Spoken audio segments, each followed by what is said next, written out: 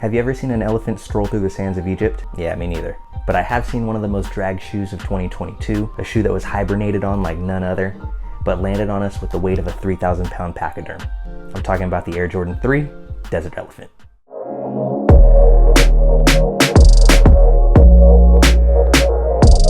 What's happening, everybody? Tyler with Deadstock Media here, and we're gonna be checking out a shoe that gets way more hate than it deserves. I'm not sure if it's because of the model that we see used over and over and over again. Not sure if it's because of the materials that are used. Not sure if it's just personal bias, but we're gonna be breaking it down all the same. Like I said, to kick this off, we're gonna be checking out the Air Jordan 3 Desert Elephant. Now, this was a sneakers app release that happened to just sit for hours before selling out. In fact, if you were looking at reseller sites before the release, you saw pairs go for under retail. And if you're looking hard enough, I'm sure that you can still find this pair sitting at a local Champs or Foot Locker as of posting this video. Now, why that is, I don't know. We're gonna get into some theories that I may have, but if you have any thoughts, go ahead and drop them in the comments down below before we even get started. Anybody that knows me knows I'm an absolute fiend when it comes to sneaker packaging, especially if it's distinct or artistic in any way. And this box that the threes come in really fits that bill. First thing I see is the elephant print that adorns the entire thing.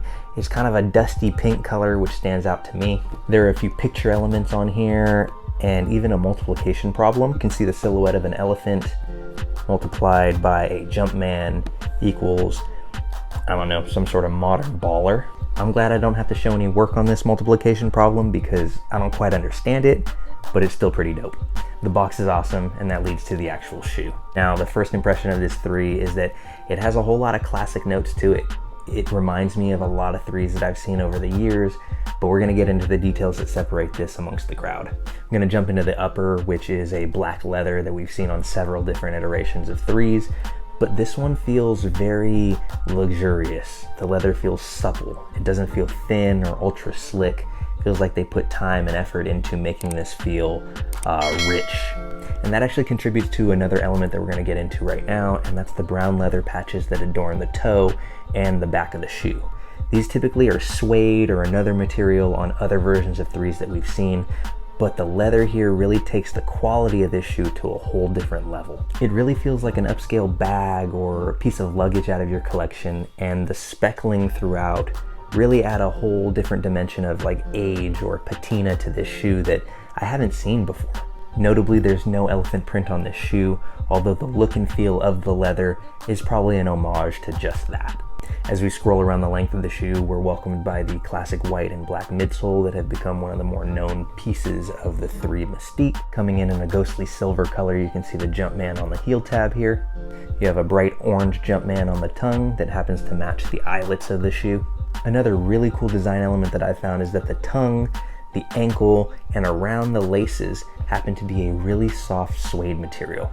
Now, with it being so light in color, I would highly recommend some sort of stain protector before you even wear these out in the elements. Your future self will thank you. Turning the shoe over, we have Jordan branding and the grip pod in the same orange that adorns the Jumpman from the tongue. Really a nice accent color for this particular shoe. In my opinion, one of the great things about 3s is just how versatile they are. They can be dressed up, they can be dressed down, you can wear them casually, you can wear them actively. I don't know how I'm gonna style these just yet. If you have any ideas, make sure you drop them in the comments down below.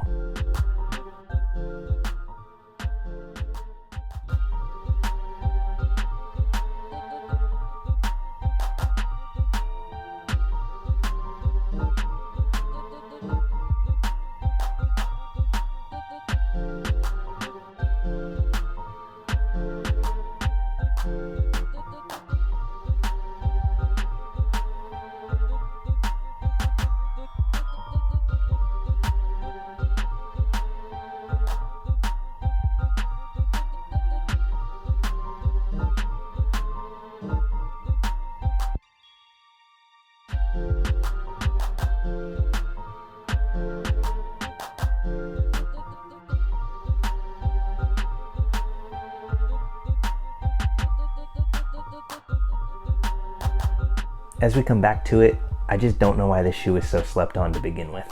Now maybe it's because we've seen so many 3s drop this last year Maybe it's because upon first glance, these kind of resemble the black cements without being the black cements. Maybe it's just a weird time in the shoe cycle where people are trying to save their money for different releases that are upcoming. I truly don't know. But for me, this shoe stands on its own too, and I'm super hyped to add it to the collection.